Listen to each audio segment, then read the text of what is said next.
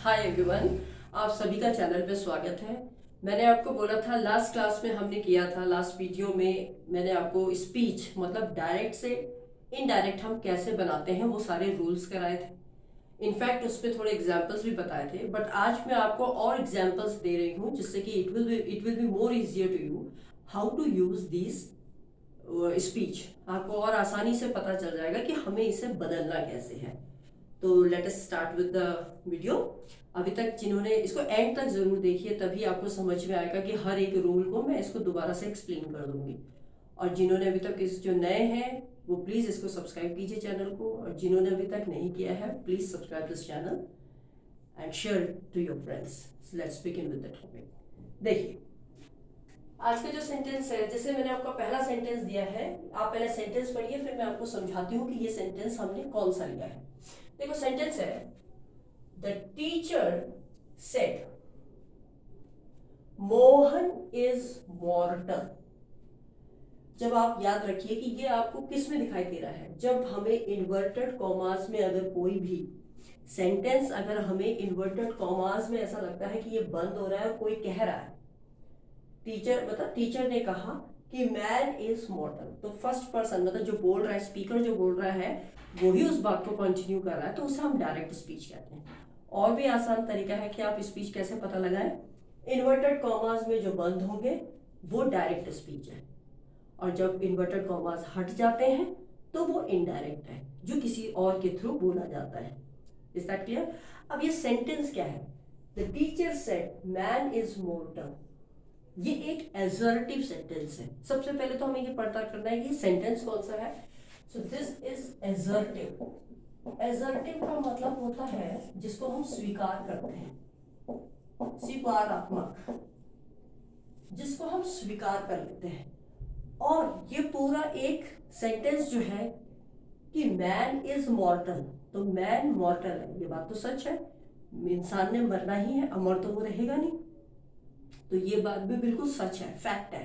तो याद रखिए, जब कोई भी वाक्य यूनिवर्सल ट्रुथ या फैक्ट को बता रहा हो तो वहां पर हम कोई बदलाव नहीं करते, वहां पर सिर्फ हम दैट का प्रयोग करके उसको जोड़ देंगे, क्योंकि मैंने आपको कनेक्टिव्स भी बताए थे जो जोड़ने का काम करते हैं, दैट कनेक्टिव लग जाता है।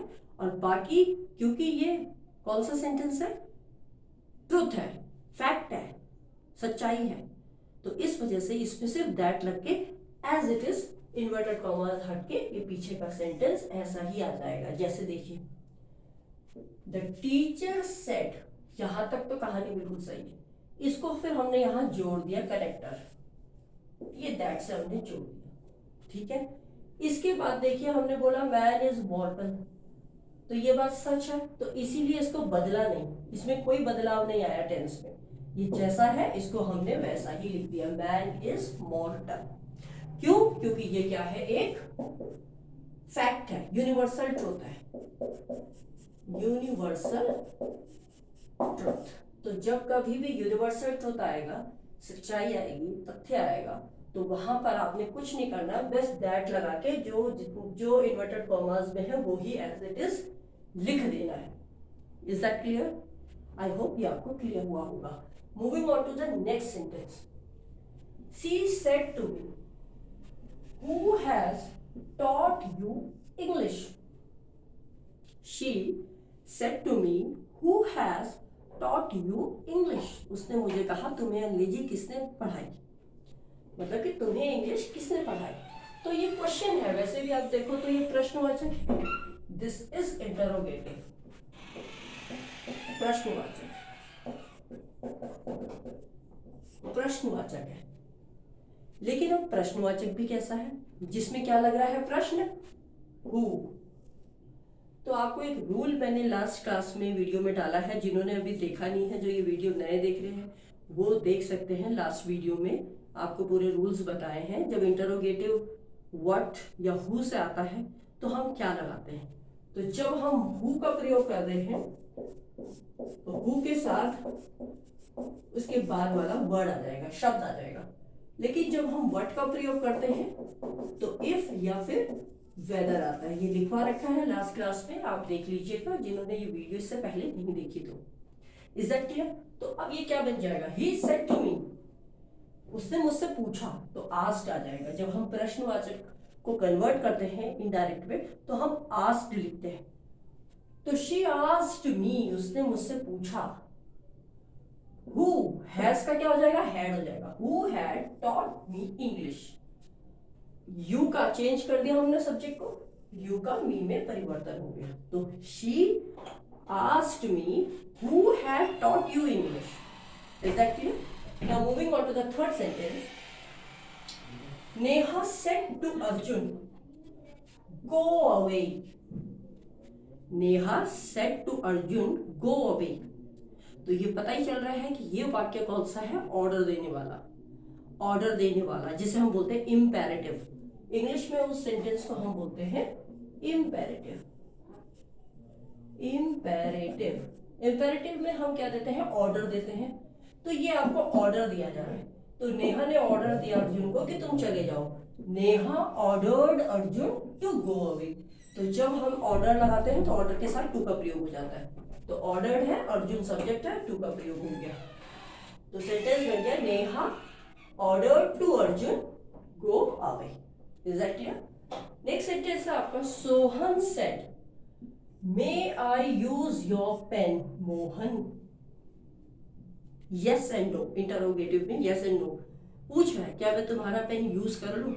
तो या तो वो हाँ बोलेगा या तो ना बोलेगा। तो हाँ ना प्रश्न वाले व्हाट से होते हैं, तो व्हाट में क्या लगता है, इफ लगा लो या वेदर लगा लो। तो बस कुछ नहीं करना आपने, सोहन आस्क्ड, क्योंकि प्रश्नवाचक है तो पूछेगा। सोहन आस्क्ड, और सोहन ने किससे पूछा, मोहन से। सोहन आस्क्ड मोहन, मोहन से पूछा। इफ इसने लगा दिया क्योंकि हमने बोला यहाँ इंटरोगेटिव तो है, लेकिन इंटरोगेटिव कैसा है, प्रश्न ऐसा है यस और नो, हाँ ना में पूछ रहा है। तो इसलिए Sohan asked Mohan if he might use his pen. यहाँ हिज कौन है, मोहन है। ये मोहन से पूछ रहा है क्या मैं तुम्हारा पेन यूज कर सकता हूं। Is that clear? Next question है, my grandmother said may you succeed in the exam. वैसे भी अगर आपको वैसे भी ना पता चल रहा हो तो ये साइन से पता चल रहा है, ये एक्सक्लेमेटरी साइन है। तो जब एक्सक्लेमेटरी साइन होता है तो उसमें विश, ब्रेड, यही चीजें लगती हैं। तो आपको कुछ नहीं करना है, आपको यही बनाना है माई। इसको हम, जो मैंने आपको एक चीज और बताई थी लास्ट क्लास में, जब हम विश करते हैं या वो करते हैं, इमोशंस होते हैं हमारे, तो उसको ऑप्टेटिव सेंटेंस कहते हैं। तो ये आपका बन जाता है ऑप्टेटिव सेंटेंस। तो ये हो गया माई ग्रैंड मदर विश्ड, चाहे तो आप विश्ड लगा लो या प्रेड लगा लो। तो माई ग्रैंड मदर विश्ड और प्रेड दैट आई माइट, यहां मे को हमने किस में बदल दिया, माइट में। माई ग्रैंड मदर विश्ड और prayed that I might succeed in the exam. तो मेरी ग्रैंड मदर ने ये इच्छा जाहिर की या ये प्रार्थना करी कि मैं एग्जाम में सफल हो जाऊं। Is that clear? Next last sentence है हमारा, Ravi said to Rita let us go to see the movie. Let us go to see the movie. अब यहां पर हमने बोला था जब हम लेट से शुरू होने वाले जो वाक्य होंगे उसमें हम किसका प्रयोग करते हैं, उसमें हम हमेशा सजेस्टेड या प्रपोज्ड का प्रयोग करते हैं और उसके बाद हम टू का प्रयोग करते हैं। सजेस्टेड या प्रपोज, दोनों में से कुछ भी लगा सकते हैं और टू का प्रयोग होगा। देखिए कैसे, रवि सजेस्टेड या आप कह सकते हो प्रपोज्ड। तो रवि यहां सेड टू की जगह क्या आ जाएगा, सजेस्टेड आ जाएगा, प्रपोज्ड आ जाएगा। उसके बाद लेट है तो लेट के आगे हमने टू लगा देना है। टू किससे पूछा, रीता से पूछा। दैट लग गया। They should go to see the movie, क्या वह फ्यूचर की बात है, तो they should go to see the movie, क्या उनको मूवी देखने जाना चाहिए।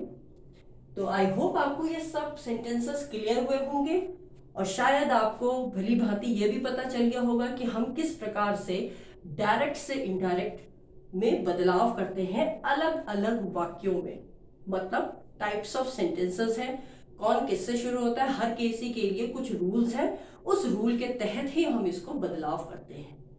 So I hope the video is clear to each and everyone. आपको वीडियो कैसे लगी प्लीज कमेंट सेक्शन में जरूर मैसेज कीजिए। अच्छी लगी फिर भी और ना लगी तो भी, देखिए यू आर द वॉलंटियर, आप जैसा लिखेंगे we will see our response, हम उसको फिर और निखारेंगे। अगर आपको कहीं समझ में नहीं आया then I will try to make it more easier to you, और आपको अगर अच्छी लगी then of course will like it. तो आपकी जैसा भी फीडबैक है यस और नो आप लिख के जरूर दीजिए, जिससे हमें पता चल सके कि कितने बच्चों को ये चीज समझ में आई और कितनों को अभी भी ये क्लियर नहीं हुई। So thanks for watching the video. Meet you in the next video. Till then,